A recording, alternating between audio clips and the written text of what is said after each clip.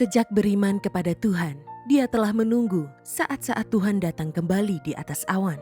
Aku sering berfantasi tentang kedatangan Tuhan Yesus kembali di atas awan.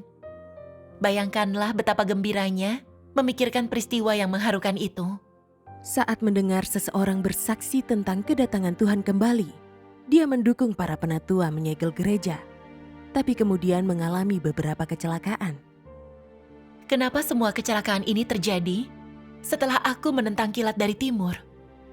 Mungkinkah Tuhan yang Maha Kuasa sungguh Tuhan yang datang kembali? Lagu pujian firman Tuhan yang Maha Kuasa yang diputar ibunya berdampak besar pada dirinya. Lalu, dia memutuskan menyelidikinya. Meski aku sangat memberontak, Tuhan tak meninggalkanku. Bahkan mengizinkanku mendengar suaranya dan menyambut dia. Ini kasih dan penyelamatan Tuhan yang besar.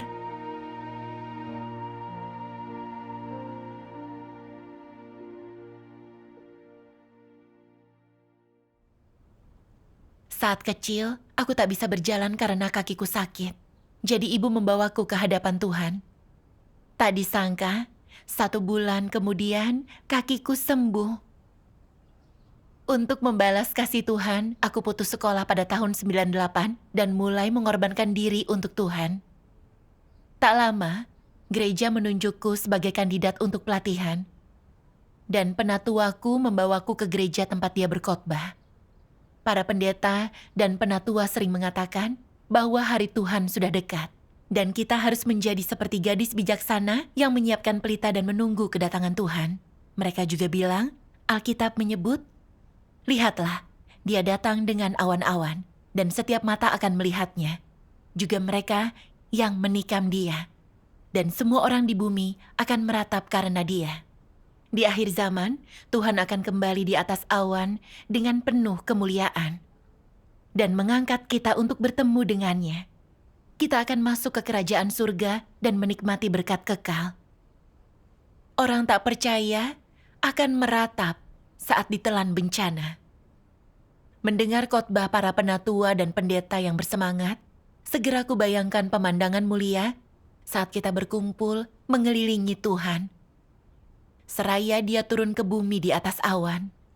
Bayangkanlah betapa gembiranya aku memikirkan peristiwa yang mengharukan itu. Lalu suatu hari di awal tahun 99, penatuaku dan penatua Wang mengadakan pertemuan dan berkata, telah muncul gereja baru bernama Kilat dari Timur. Dan mengklaim Tuhan telah berinkarnasi dan kembali.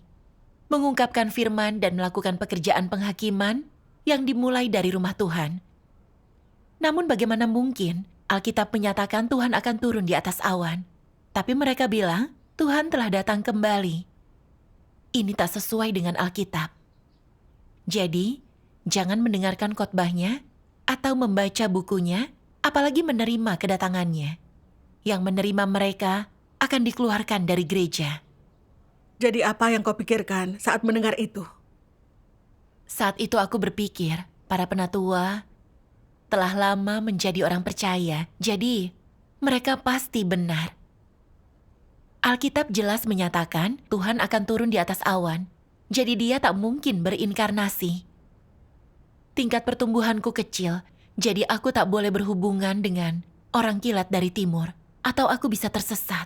Namun tak lama setelah itu, banyak rekan sekerjaku dan orang percaya lain pindah ke kilat dari timur. Penatua Wang menekankan kami harus memutuskan hubungan dengan mereka dan menyuruh kami menyebarkan berita bahwa tak seorang pun boleh pindah ke kilat dari timur.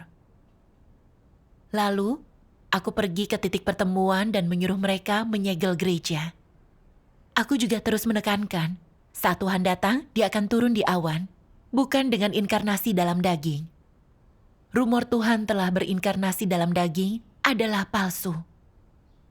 Semua orang percaya menganggukkan kepala dan berkata jika ada yang datang menyebarkan Injil akan diusir. Ceroboh jika membabi buta mengikuti para penatua menentang tanpa menyelidiki dulu. Iya. Pernahkah terpikir olehmu, seandainya kilat dari timur sungguh kedatangan Tuhan Yesus kembali, artinya kau menentang Tuhan? Iya. Saat itu, aku tak ambil pusing. Bahkan kupikir aku membela jalan Tuhan. Agar saudara-saudari tak mendengar khotbah kilat dari timur, aku bergegas mondar-mandir menutup gereja. Namun meski aku berusaha keras, masih banyak rekan sekerja dan orang percaya yang beralih ke kilat dari timur. Lalu, saat aku di rumah rekanku, dia berkata rekan sekerja Lee dan yang lain sedang menyelidiki kilat dari timur. Aku dan rekan sekerja lain segera menghentikan mereka. Ku beritahu mereka, Alkitab menyebut Tuhan akan turun di atas awan dan semua orang akan menyaksikan dia turun. Jadi jangan percaya orang kilat dari timur saat mereka bilang, Tuhan telah berinkarnasi dalam daging. Namun setelah mengucapkan itu, salah satu dari mereka berkata, yang mereka khotbahkan mencerahkan dan sejalan dengan Alkitab. Kenapa tak boleh didengarkan? Siapa yang sungguh memahami pekerjaan Tuhan, kupikir kita harus menyelidiki. Mendengar itu membuatku cemas dan aku hendak terus memujuk mereka.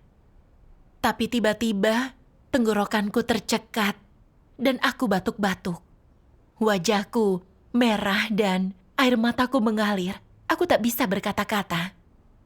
Semua orang di sana menatap kaget. Aku segera diambilkan air, tapi aku terus batuk bahkan setelah minum.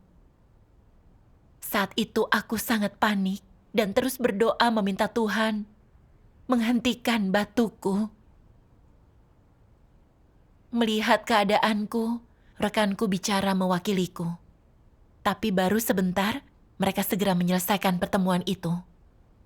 Itu situasi yang sangat canggung. Setelah pertemuan itu, aku terus heran.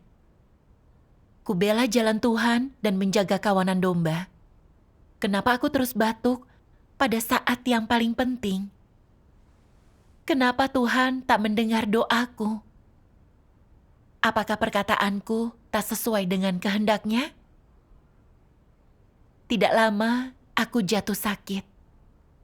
Kepalaku sakit, aku merasa pusing dan perutku nyeri. Berbaring lemah dan tak berdaya, aku terus berseru kepada Tuhan. Namun kondisiku tak berubah. Kupikir, apa aku tak cukup berbakti kepada Tuhan? Aku telah berusaha keras melindungi kawanan kami. Kenapa aku jatuh sakit? Aku memeras otak, mencari jawaban tapi tak bisa kutemukan. Apa kau pernah berpikir telah menyinggung watak Tuhan dengan menentang kilat dari timur? Saat itu aku mati rasa dan itu tak terlintas di benakku. Tahun 99, Penatua Wang kecelakaan saat dia pulang dari menyegel gereja. Dia pingsan dalam kecelakaan itu dan mengalami cedera kepala. Dia sempat kritis sebelum akhirnya stabil. Aku terkejut mendengar tentang ini. Penatua Wang telah lama bekerja untuk Tuhan, melalui suka dan duka, mengalami kesulitan untuk melindungi kawanan dan mencegah orang percaya menerima kilat dari timur. Kenapa hal ini bisa terjadi kepadanya? Itu sudah pasti bukan kebetulan. Seseorang mudah menentang Tuhan jika saat menghadapi kedatangan Tuhan, dia tak menyelidiki, tapi langsung mengutuknya. Iya. Saat itu aku tak menyadari, menentang kilat dari timur hal yang salah. Beberapa bulan kemudian, makin banyak orang percaya mempelajari kilat dari timur. Jadi aku dan beberapa saudari lain bergegas pergi dan menceritakan banyak rumor untuk menghalangi mereka. Ini membuat takut mereka dan mereka bilang tak akan mendengarkan khotbah kilat dari timur lagi. Baru setelah mendengar itu, aku merasa sedikit lega. Namun, dalam perjalanan pulang, saat sampai di jalan menurun, aku kehilangan keseimbangan di sepedaku. Penglihatanku buram, aku terpental dan jatuh sejauh 2 meter. Aku langsung merasa pusing dan tubuhku sakit. Tulang selangkaku patah akibat jatuh. Itu parah sekali. Kecelakaan yang tiba-tiba itu membuatku bingung. Bukankah Tuhan menganugerahkan kami damai dan sukacita? Kenapa aku mengalami kecelakaan ini saat melindungi jalan Tuhan? Mungkinkah kilat dari timur yang kutolak ini sungguh kedatangan Tuhan kembali? Namun Alkitab menyatakan Tuhan akan turun di atas awan. Jadi kilat dari timur tak mungkin jalan yang benar. Apa Tuhan mengujiku karena tak cukup berbakti kepadanya? Ataukah aku telah menyinggung dia? Aku bingung dan tak bisa memahami kehendak Tuhan. Setelah itu, aku merasa makin muram dan lemah. Saat membaca Alkitab, aku tak dapat apapun. Dan khotbahku kosong. Bahkan doa-doaku terasa hambar. Aku seperti kehilangan kehadiran Tuhan. Dan iman sebagian besar orang percaya kami redup. Di pertemuan, kebanyakan orang mengobrol atau tertidur. Rekan sekerja dan orang percaya bahkan telah meninggalkan gereja kembali ke dunia. Bagiku yang paling mengecewakan adalah banyaknya kecemburuan di antara rekan sekerja. Selama pertemuan, para penatua dan rekan sekerja akan adu mulut tentang masalah kecil dan bersih tegang. Melihat semua ini, aku tak paham kenapa gereja menjadi seperti ini. Aku mulai muak dengan pertemuan, bahkan mempertimbangkan untuk kembali ke kehidupan sekuler. Lalu di tahun 2002, ibuku memberitahuku, Tuhan Yesus telah datang kembali dan berinkarnasi untuk mengungkapkan firman-Nya serta melakukan pekerjaan penghakiman. Aku kaget saat mendengar ini. Bukankah ini yang dikhotbahkan kilat dari timur? Apa ibuku pindah ke kilat dari timur? Bahkan sebelum dia selesai bicara, aku bertanya, siapa yang memberitahumu Tuhan Yesus telah kembali? Apa kau sudah lupa? Alkitab mengatakan saat Tuhan datang, dia akan turun di atas awan. Serta ini akan mengguncang langit dan bumi, katanya Tuhan telah kembali. Jadi kenapa kita tak melihat tanda-tanda ini? Kau juga bilang Tuhan telah berinkarnasi untuk melakukan penghakiman. Tapi bagaimana bisa? Jangan asal percaya pada semua yang kau dengar. Melihat keras kepalanya aku, ibuku masuk ke kamarnya dan membawa buku berjilid indah. Dia berkata, Tuhan yang Maha Kuasa adalah Tuhan Yesus yang kembali. Kau bisa menemukan firman baru yang diungkapkan Tuhan Yesus. Bacalah sendiri. Bukunya masih baru. Dan judul firman menampakkan diri dalam rupa manusia dicetak dengan huruf emas besar di sampulnya. Aku langsung ingat peringatan pendeta. Jangan baca buku mereka. Jika baca kau akan diperdaya. Aku bilang, Bu, kau tak boleh percaya ini. Kau belum banyak membaca Alkitab, tapi aku menguasainya. Apa menurutmu pengetahuanmu lebih luas? Jika kau menyimpang dalam imanmu, semua ibadahmu akan sia-sia. Itu tidak benar. Menguasai Alkitab bukan berarti mengenal Tuhan. Orang Farisi menguasai kitab suci. Tapi saat Tuhan Yesus datang, mereka tak mengenali dia, bahkan menyangkal, mengutuk, dan menyalibkan dia. Iya, kegagalan mereka itu pelajaran penting. Untuk menyambut Tuhan, kita harus rela cari kebenaran dan fokus mendengarkan suara Tuhan. Iya. Namun saat itu, aku tak mau mencari dan terus membujuk ibuku agar tak bergabung dengan kilat dari timur. Namun apapun yang kukatakan, ibuku tak mau mundur dan tak berubah pikiran sama sekali. Dia bahkan berkata, Tuhan yang Maha Kuasa sungguh Tuhan Yesus yang kita rindukan. Dia roh Tuhan yang berinkarnasi lagi untuk bicara dan bekerja. Firman menampakkan diri dalam rupa manusia adalah firman Tuhan pada akhir zaman. Dan itu mengungkap semua misteri Alkitab. Kau belum pernah membaca firman Tuhan yang Maha Kuasa. Bagaimana kau tahu itu bukan firman Tuhan yang datang kembali? Iya. Alkitab menyebut, iman datang dengan mendengar. Kau belum membacanya. Bagaimana kau bisa menyambut Tuhan? Pikirkanlah, jika Tuhan telah kembali dan kau tak menyambut Dia, kau akan menyesal telah melewatkan kesempatanmu. Mendengar perkataannya, aku tak bisa membantahnya. Jadi aku hanya menjawab, tak akan kubaca, aku hanya membaca Alkitab. Telah kunikmati banyak kasih karunia Tuhan, harus tahu berterima kasih. Apapun yang kau katakan, aku tak akan mengkhianati Tuhan. Melihat sikapku, Dia hanya menghela napas dan menyiapkan makan malam. Tidak lama, ku dengar suara musik samar datang dari dapur. Terdengar tak asing. Tapi aku sadar itu bukan lagu pujian yang kami pelajari. Aku tahu ibuku memainkannya agar aku dengar, jadi aku segera pergi. Lalu, ibuku sering memainkan lagu pujian di rumah. Di malam hari, aku sering mendengarnya berdoa untukku sambil menangis. Saat itu, aku terpikir dia orang yang berpikir mandiri. Dan dia pasti banyak mencari tentang cara menyambut Tuhan. Mungkinkah kilat dari timur sungguh kedatangan Tuhan Yesus kembali? Kalau tidak, kenapa ibuku begitu cemas dalam doanya untukku?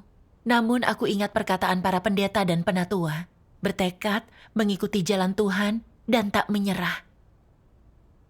Setelah itu, hubunganku dengan ibu semakin renggang.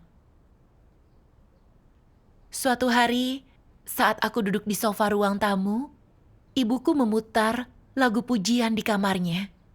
Lirik lagu pujian itu membuatku tertarik. Tuhan menjadi daging kali ini untuk mengakhiri pekerjaan yang belum diselesaikannya. Untuk mengakhiri dan menghakimi zaman ini. Untuk menyelamatkan manusia. Untuk menaklukkan manusia dan mengubah watak hidup mereka. Tuhan menderita malam-malam tanpa tidur untuk bebaskan manusia dari derita dan kekuatan gelap dan demi pekerjaan umat manusia. Dia telah turun dari tempat tertinggi ke tempat terendah untuk hidup di neraka manusia dengan manusia. Tuhan tak pernah mengeluhkan keburukan di antara manusia atau terlalu banyak menuntut manusia, tapi menanggung penghinaan terbesar sementara Dia melakukan pekerjaannya sendiri. Agar seluruh umat manusia dapat menemukan istirahat lebih cepat, Tuhan telah menderita penghinaan dan ketidakadilan untuk datang ke bumi, masuk ke dalam sarang harimau untuk menyelamatkan mereka. Dia telah berulang kali berangkat saat fajar dan kembali saat senja. Dia telah mengalami penderitaan dan telah menjadi sasaran penghancuran manusia. Tuhan telah datang di negeri najis ini, diam-diam menanggung penghancuran dan penindasan manusia, tetapi Dia tak pernah membalas ataupun menuntut manusia secara berlebihan. Dia melaksanakan semua pekerjaan yang perlu dilakukannya bagi manusia, mengajari, mencerahkan, menegur manusia, memurnikan mereka melalui firman-Nya, serta mengingatkan, menasihati, menghibur, menghakimi, dan menyingkapkan mereka. Setiap langkah yang diambilnya adalah demi kehidupan manusia, dimaksudkan untuk mentahirkan mereka. Meskipun harapan dan nasib manusia telah sirna, semua yang Tuhan lakukan adalah demi manusia. Tiap langkah yang diambilnya adalah demi keberlangsungan hidup mereka, agar manusia dapat punya tempat tujuan yang indah di bumi ini. Amin. Amin. Amin. Lirik lagu pujian ini sangat mengena di hatiku. Aku memikirkan cara Tuhan Yesus berinkarnasi untuk menebus umat manusia. Dia dipersekusi oleh rezim berkuasa, ditinggalkan oleh dunia keagamaan, dicemooh dan difitnah oleh orang biasa, serta tak pernah punya tempat untuk istirahat atau rumah. Meski begitu, Dia masih mengungkapkan kebenaran untuk membekali orang-orang. dan akhirnya disalibkan sebagai korban penghapus dosa, menebus seluruh manusia dari dosa. Iya. Saat memikirkan kasih Tuhan dan membandingkan ini dengan siksaan yang Dia terima, hatiku yang mati rasa dan mengeras sangat terguncang. Lalu air mataku pun mengalir. Mungkinkah Tuhan yang Maha Kuasa sungguh Tuhan Yesus yang kembali? Hanya Tuhan yang bisa mengungkapkan kata-kata itu. Siapa yang bisa membayar semahal itu untuk manusia? Iya. Lalu, ku dengar lagu pujian lain. Orang-orang lugu ini telah menjadi mati rasa. Mengapa Tuhan harus mempersulit mereka?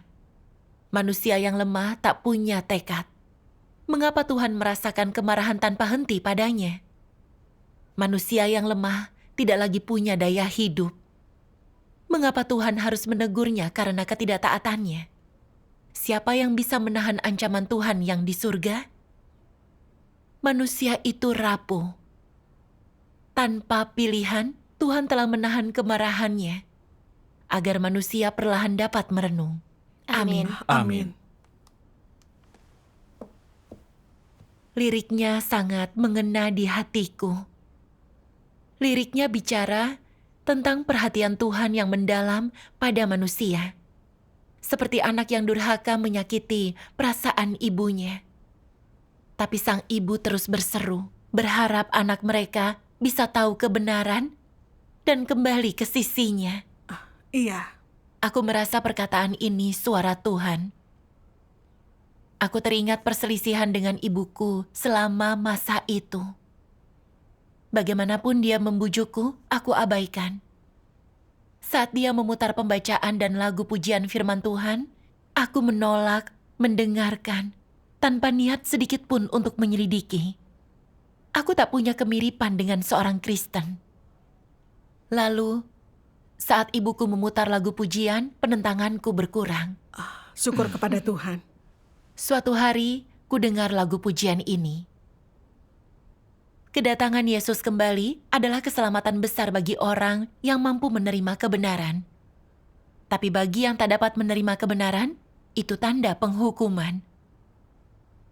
Engkau sekalian harus memilih jalanmu sendiri, dan jangan menghujat Roh Kudus dan menolak kebenaran. Jangan menjadi bebal dan congkak, tapi jadilah orang yang menaati tuntunan Roh Kudus dan merindukan kebenaran, maka engkau sekalian akan mendapatkan manfaat. Amin. Amin. Mendengar lagu pujian ini, aku diliputi kekhawatiran. Jika Tuhan yang Maha Kuasa sungguh Tuhan Yesus yang kembali, bukankah aku akan dihukum karena tak menerima Dia? Menyinggung Tuhan adalah masalah serius. Ini dosa yang tak akan diampuni di dunia atau akhirat. Aku ingat firman Tuhan Yesus. Diberkatilah mereka yang lapar dan haus akan kebenaran, karena mereka akan dipuaskan. Amin. Tuhan Yesus mengajari kita, hanya dengan mencari dan haus akan kebenaran, kita bisa menerima makanan Tuhan yang melimpah. Namun jika aku menyelidiki kilat dari timur dan tertipu, bukankah imanku selama ini sia-sia? Aku terus maju mundur dan tak bisa memutuskan. Jadi aku berdoa, "Ya Tuhan, aku merasa sangat bimbang. Perkataan ini sepertinya suaramu, tapi aku takut salah memahami dan mengkhianatimu. Tuhan, aku tak yakin apakah Kau Tuhan yang Maha Kuasa. Jika ini sungguh pekerjaanmu, tolong beri aku pencerahan. Jika bukan, tolong bantu aku untuk berdiri teguh." Amin. Beberapa hari kemudian, ibuku mengeluarkan firman menampakkan diri dalam rupa manusia lagi dan berkata, "Bacalah firman Tuhan yang Maha Kuasa, dan kau akan tahu Dia Tuhan Yesus yang kembali. Jika kau tak menyelidiki, kau tak akan tahu Dia Tuhan yang kembali." Ini seperti jamuan prasmanan. Jika hanya melihat tapi tak mencicipi, kau tak akan pernah tahu rasanya. Kita percaya Tuhan yang benar. Apa yang kau takutkan? Aku ibumu. Apa kau pikir aku akan menyakitimu? perkataan ibuku sangat meyakinkan. Kupikir, benar, aku hanya menirukan perkataan pendeta dan penatua. Tapi aku tak pernah mendengarkan khotbah kilat dari timur atau membaca firman Tuhan yang Maha Kuasa. Jadi bagaimana aku tahu Tuhan yang Maha Kuasa adalah Tuhan Yesus yang kembali? Iya. Benar. Bukankah aku yakin bahwa Tuhan Yesus adalah penebus dengan membaca Alkitab? Dengan pemikiran ini, aku mengambil buku itu dan mulai membacanya. Tuhan yang Maha Kuasa berfirman, mungkin setelah mendengar tentang jalan kebenaran dan membaca firman kehidupan, engkau yakin hanya 1 dari 10.000 perkataan ini yang sesuai keyakinanmu dan Alkitab? Maka engkau harus mencari dalam 1/10.000 dari perkataan ini. Aku tetap menasihatimu agar bersikap rendah hati. Jangan terlalu percaya diri dan jangan terlalu meninggikan dirimu. Dengan punya hati yang sedikit takut akan Tuhan, engkau akan mendapat cahaya yang lebih besar. Jika engkau teliti mengkaji dan merenungkan perkataan ini, engkau akan mengerti apakah perkataan ini merupakan kebenaran atau bukan, dan apakah perkataan ini merupakan hidup atau bukan. Amin. Amin. Membaca nasihat yang menggelora ini, aku mulai gugup dan takut. Mungkinkah ini firman Tuhan? Kenapa dikatakan ini adalah perkataan kehidupan dan jalan kebenaran? Serta menyarankan orang untuk terus mencari meskipun hanya 1/10.000 yang sesuai keyakinan mereka dan Alkitab. Kuputuskan untuk menyelidiki. Jika tidak, aku akan menyesal saat aku melewatkan kesempatan untuk menyambut Tuhan. Setelah mengambil keputusan, kulanjutkan membaca dan sampai pada bagian ini. Tuhan yang Maha Kuasa berfirman, "Aku berharap agar setiap saudara-saudari yang mencari penampakan Tuhan tidak akan mengulangi tragedi sejarah itu. Engkau tidak boleh menjadi orang-orang Farisi masa kini dan sekali lagi menyalibkan Tuhan di kayu salib. Engkau harus memikirkan dengan saksama bagaimana menyambut kedatangan Tuhan kembali, dan engkau harus memiliki pikiran yang jernih tentang bagaimana menjadi orang yang tunduk pada kebenaran. Inilah tanggung jawab setiap orang yang menantikan Yesus datang kembali di atas awan. Kita harus membersihkan mata rohani kita untuk membuatnya jelas dan tidak terperosok ke dalam kata-kata hayalan yang berlebihan. Kita harus merenungkan tentang pekerjaan Tuhan yang nyata dan melihat aspek Tuhan yang nyata. Jangan terbawa atau tersesat dalam hayalanmu yang selalu menantikan hari ketika Tuhan Yesus tiba-tiba turun di antaramu di atas awan untuk membawa engkau semua yang tidak pernah mengenal atau melihatnya dan yang tidak tahu bagaimana melakukan kehendaknya. Lebih baik, pikirkanlah hal-hal yang lebih nyata. Amin. Membaca ini, aku agak bingung.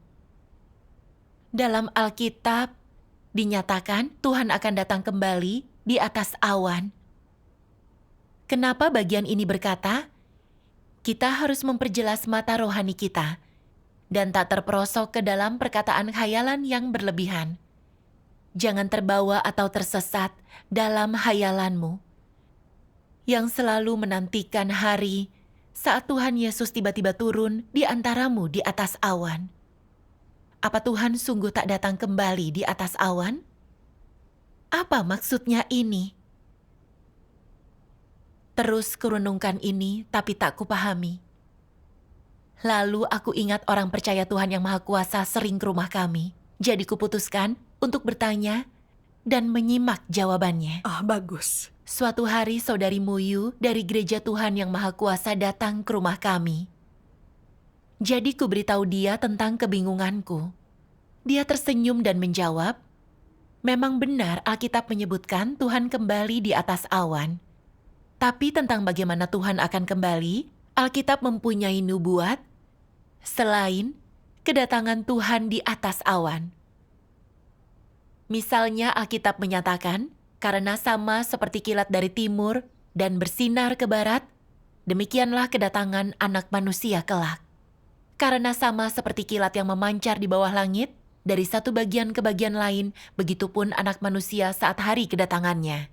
Pertama-tama dia harus banyak menderita dan ditolak oleh generasi ini. Dan karena itu hendaklah engkau bersiap, karena Anak Manusia datang di waktu yang tak engkau duga. Jika engkau tak bersiap, aku akan datang kepadamu bagaikan pencuri. Dan engkau tidak akan tahu kapan waktunya aku akan datang kepadamu. Lihatlah, aku datang bagaikan pencuri. Dan pada tengah malam terdengar teriakan, lihat mempelai laki-laki datang, keluarlah menyambutnya. Juga, lihatlah, aku berdiri di pintu dan mengetuk. Kalau ada orang yang mendengar suaraku dan membuka pintu itu, aku akan datang masuk kepadanya. Dan bersantap dengannya, dia bersamaku. Amin. Amin. Dalam ayat-ayat ini, kenapa Tuhan terus menekankan kedatangan Anak Manusia datang, dan Anak Manusia saat hari kedatangannya tiba? Apa yang dimaksud dengan Anak Manusia? Ini mengacu pada Roh Tuhan yang berinkarnasi dan menjadi Anak Manusia. Roh Tuhan saja tak bisa disebut Anak Manusia. Iya benar. Juga, Tuhan menyebutkan dia akan kembali bagaikan pencuri. Dan berkata, pada tengah malam terdengar teriakan. Ini menunjukkan saat Tuhan kembali, dia akan melakukannya dengan diam-diam. Bahwa dia akan menjadi Anak Manusia, turun secara rahasia tanpa ada yang tahu apa yang telah terjadi. Ini seperti saat Roh Tuhan menjelma sebagai Tuhan Yesus untuk melakukan pekerjaannya. Saat itu, Tuhan Yesus tampak seperti orang biasa. Dan saat dia berkeliling untuk berkhotbah, tak ada yang mengakui dia Tuhan yang berinkarnasi. Dia adalah manifestasi Kristus. Jadi kita bisa yakin, saat Tuhan kembali, dia berinkarnasi sebagai Anak Manusia untuk melakukan pekerjaannya. Iya. Aku sangat terkejut saat Muyu mengatakan ini. Para pendeta dan penatua sering mengatakan Anak Manusia mengacu kepada Tuhan Yesus. Bukan Tuhan Yesus yang datang kembali. Pendeta dan penatua menguasai Alkitab. Mereka tak mungkin salah. Aku beralasan Muyu mungkin salah memahami Alkitab dan salah bicara. Menyadari ini, aku berkata, Muyu, para pendeta dan penatua memberitahu kami, Anak Manusia mengacu kepada Tuhan Yesus, bukan Tuhan yang kembali berinkarnasi dalam daging. Dia dengan sabar menjawab, Saudari, semua ayat ini menyatakan bahwa ini nubuat tentang kedatangan Tuhan Yesus kembali. Setiap orang yang paham akan jelas tentang ini. Bagaimana mungkin ini merujuk pada Tuhan Yesus? Bukankah para pendeta ini salah mengartikan firman Tuhan? Juga, lihatlah Injil Lukas 17 ayat 24 sampai dengan ayat 25. Karena sama seperti kilat yang memancar di bawah langit, dari satu bagian ke bagian lain, begitupun Anak Manusia saat hari kedatangannya. Pertama-tama dia harus banyak menderita dan ditolak oleh generasi ini. Dalam ayat ini, Tuhan menubuatkan kondisinya saat kedatangannya kembali. Jika Tuhan kembali dengan penuh kemuliaan di atas awan, semua orang pasti akan ketakutan dan jatuh ke tanah. Siapa yang akan berani menentang dan meninggalkan Tuhan? Lalu bagaimana nubuat pertama-tama dia harus banyak menderita dan ditolak oleh generasi ini? Akan bisa terwujud? Iya. Jadi menurut firman Tuhan, tak diragukan Tuhan yang kembali adalah Anak Manusia yang berinkarnasi. Pekerjaan Tuhan yang Maha Kuasa sepenuhnya menggenapi nubuat Tuhan Yesus. Persekutuan Muyu masuk akal. Apa yang kau pikirkan saat itu? Itu pasti mengatasi keraguanmu. Iya. Setelah mendengar persekutuannya, aku merasa malu. Persekutuannya masuk akal dan itu sungguh meyakinkanku. Tak pernah kubayangkan bahwa meskipun menguasai Alkitab, aku tak melihat bahwa Alkitab menyatakan Tuhan yang kembali akan menjadi anak manusia untuk bekerja. Aku langsung mempercayai perkataan pendeta dan penatua. Sia-sia rasanya bertahun-tahun aku belajar Alkitab. Aku tak punya pemahaman sedikit pun tentang firman Tuhan, masih serampangan congkak dan membatasi. Aku sangat tak rasional.